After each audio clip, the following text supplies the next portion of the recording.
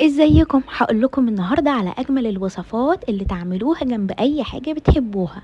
خطيره، احلى وصفه بالبتنجان. يلا بينا نشوف عملناها ازاي. سهله جدا وما فيهاش اي حاجه. اول حاجه انا معايا بتنجانيه حجم وسط، ببتدي كده اني اقشرها من القشر واقطعها مكعبات صغيره على قد ما نقدر.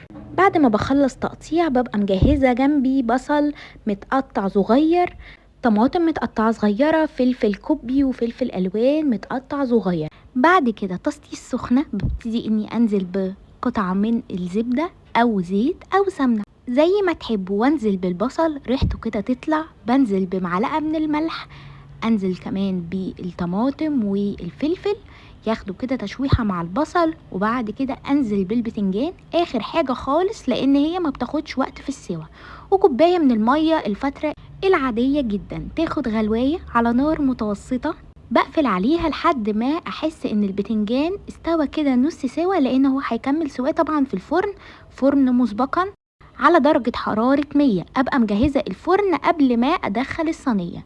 رشة بقى من الجبنة الموتزاريلا، حابة تعملي ميكس من الجبن شيدر موتزاريلا رومي اللي تحبيه. يدخل الفرن يقعد بالظبط 15 دقيقة.